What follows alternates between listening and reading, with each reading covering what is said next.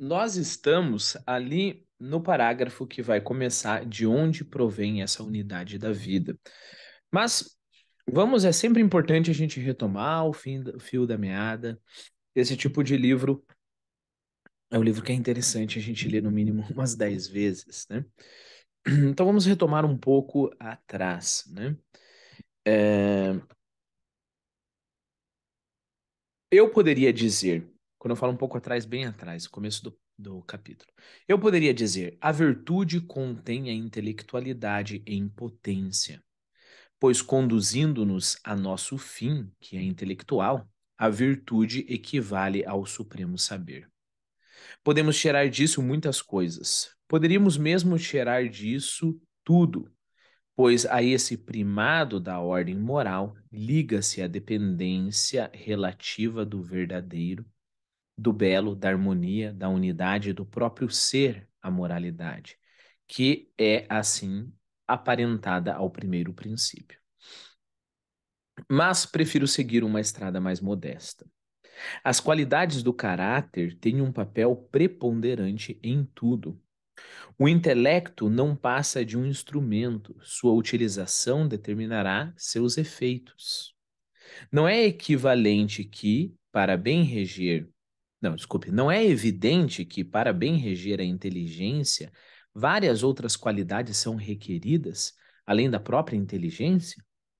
Instintivamente, todo espírito reto proclama que a superioridade de qualquer espécie inclui uma dose de superioridade espiritual. Para julgar com verdade é preciso ser grande. Não haveria alguma coisa de chocante em ver uma grande descoberta feita por um canalha? A candura de um homem simples ficaria ofendida com isso. Escandalizamo-nos com uma dissociação que ofende a harmonia humana. Não acreditamos nesses joalheiros que vendem pérolas e não as usam. Viver junto da fonte sublime sem participar de sua natureza moral soa como um paradoxo. Usar do poder da inteligência e fazer dela uma força isolada, uma excrescência, parece-nos um jogo perigoso, pois toda força isolada, no seio de um todo equilibrado, torna-se vítima dele.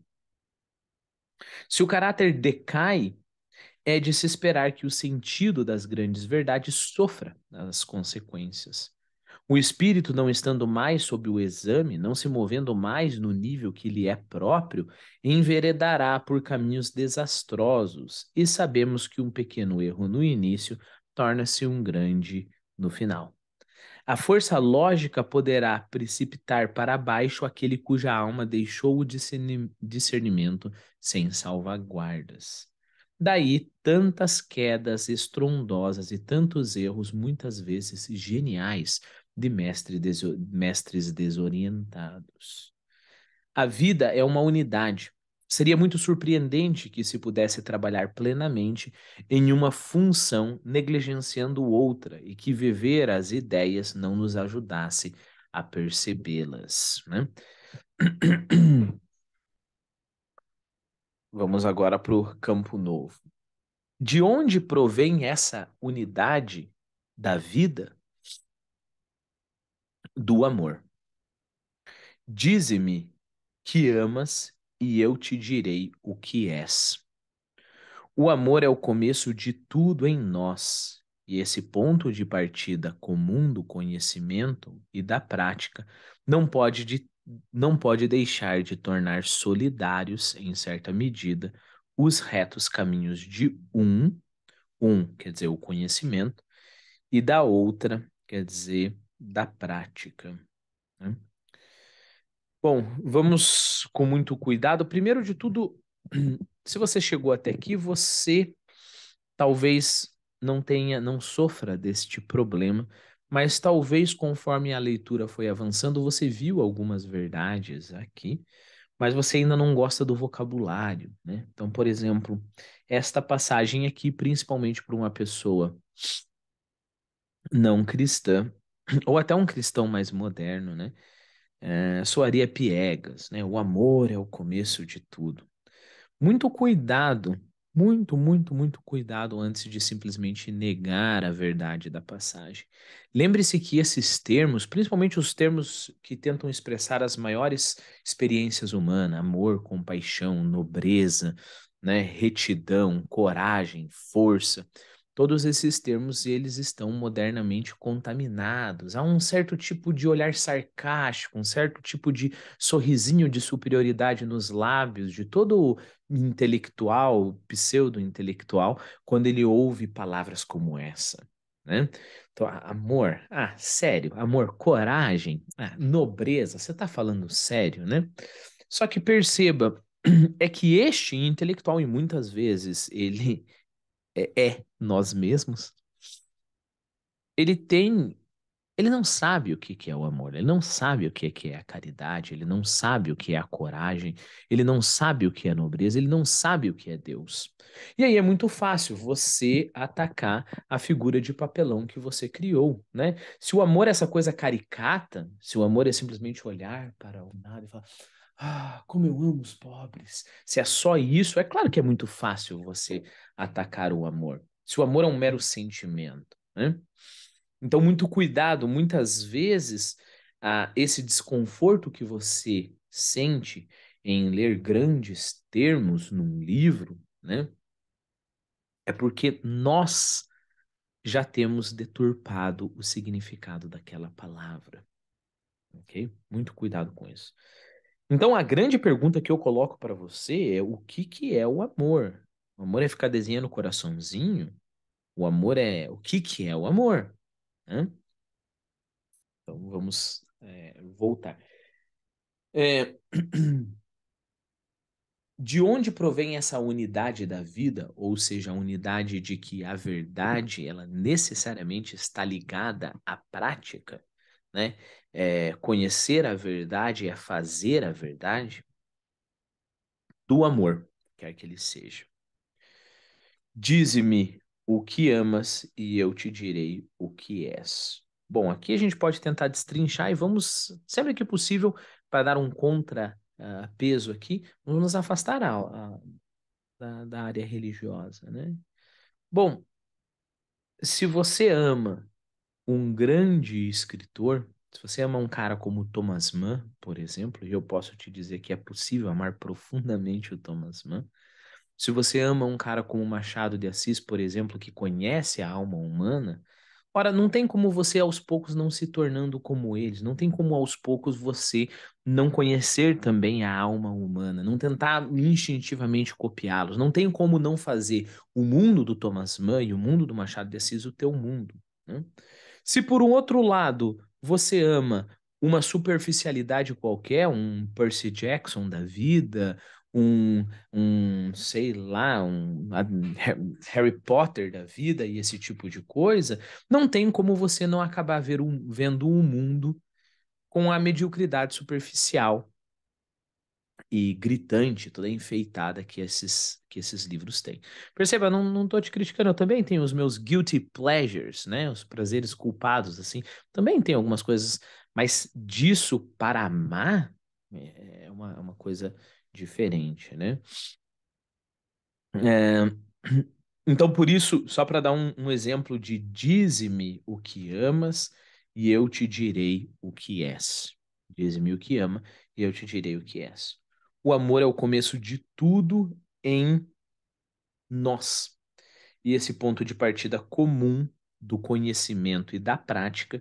Então, você ama e você quer conhecer. Você ama e você quer fazer, né? Esse ponto de partida em comum do conhecimento e da prática não pode deixar de tornar solidários, em certa medida, os retos caminhos de um e da outra, né? Então lembre-se que parece que nós temos esse objetivo na vida, né? Esses dois objetivos, né? O primeiro é amar e o segundo é conhecer, né? Ah, e aí isso gera como é que é? A ação, né? Eu coloquei uma notinha aqui, deixa eu ver se vale a pena. Por exemplo, se conheço a coragem, sei que ela é desejável e quero ser corajoso. Então é aquela história, exatamente, né? Como que o saber está ligado à prática?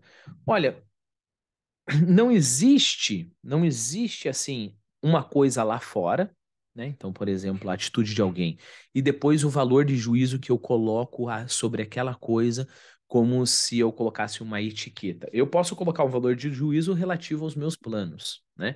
Dessa forma, um cara nobre, ele pode ser desprezível porque ele está contra os meus planos, né? Mas existe um modo de conhecer o que esse cara fez, de modo que efetivamente eu veja a ação dele, e a ação dele não está aberta a discussões. A ação dele é boa ou é má. Uma coisa é bela ou é feia, ou uma mistura das duas coisas, né? Ora, se eu conheço, por exemplo, a coragem, do modo, se eu realmente conheço a coragem, eu não vou confundir coragem com uma valentia, violenta e inconsequente. Se eu conheço realmente a coragem, eu vou saber que coragem é uma virtude extremamente bela. E por consequência, por que que eu vou querer coisa ruim?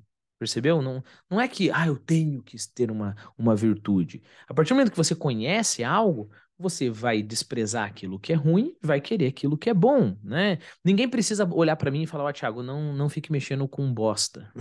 Por que que ninguém precisa falar isso pra mim? Eu não preciso de uma regra me dizendo que eu não posso mexer com bosta.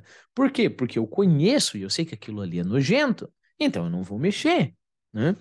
É, Assim como num dia escaldante de verão, ninguém precisa fazer uma regra para você e falar: olha, você tem que ir numa sombra onde haja vento. Não, é naturalmente você busca aquilo, né? Então, as virtudes e os defeitos, vamos colocar assim, as vilanias, elas se organizam mais ou menos naturalmente, né? Basta eu realmente conhecer o que é aquela virtude e realmente conhecer o que é aquela vilania, né? Então, por exemplo, o que que falta para uma pessoa que ela é dominada pelo, sei lá, pelos seus órgãos genitais, né? A pessoa é dominada por Eros, né? Falta a pessoa conhecer o que que é realmente aquilo ali. Não falta mais força de vontade, não falta mais um esforço extremo para fazer aquilo que é muito bom. Percebeu? Eu não, para não fazer aquilo que é muito bom. Então, como se ter uma vida guiada pelos meus testículos fosse a coisa mais maravilhosa que pode acontecer a mim. Só que isso é proibido por um capricho de Deus. Então, eu vou ter que usar uma força tremenda para não ser mandado pelos meus testículos. Não, basta eu conhecer o quão ridículo é um ser humano ser guiado pelos seus próprios testículos. Basta isso para eu ver que não é isso que eu quero para mim. Percebeu? Então, não se trata, nesse caso, não se trata tanto da força quanto do conhecimento. Por isso, a prática e o conhecimento estão tão entrelaçados, né? Deixa eu ver, eu coloquei mais uma notinha aqui. Porque existe corajosos que não saberia muito bem ver todo tipo de coragem, e muitos covardes eh, que têm vislumbres da coragem. Bom, não sei se é essa. Eu vou ler mais uma vez, eu vou tentar recuperar essa notinha aqui. O amor é o começo de tudo em nós, e este ponto de partida comum do conhecimento e da prática não pode deixar de tornar solidários em certa medida. Ah, tá. Eu tô falando em certa medida. A notinha foi por causa do em certa medida. Em certa medida, porque sim, tem como a pessoa ter um arroubo de coragem mesmo, não conhecendo muito bem a coragem, né? E vice-versa. Tem como uma pessoa que tem muita coragem, por um momento de fraqueza, ser um covarde, né? Por isso, em certa medida. Não é uma coisa, como eu falei para você, eu falei que eu descobri, né, que é ridículo um homem ser guiado pelos próprios testículos, né? Não significa que daqui para o resto da minha vida eu estou fora de perigo, né? Eu descobri isso, agora nunca mais nenhuma tentação sexual vai se colocar a mim. Não. É, o ser humano esquece. né? Mas, se por um lado, aquele que conhece, né? Então eu conheço o que é, por exemplo, a vilania de ser um mero animal sexual, eu posso cada vez conhecer mais e cada vez mais eu diminuo a minha probabilidade de não ser um mero animal sexual. Por outro lado, aquele que conhece, por exemplo, a coragem, por uma mera sorte assim do destino, vamos colocar assim, então ele faz a coragem sem conhecer, ele corre muito o risco depois de não saber, ou não sabendo o que é coragem, se tornar muito mais covarde. Você entendeu? Então, porque ele não tem as duas coisas, o conhecimento e a ação, ele vai correr o risco de se perder muito facilmente.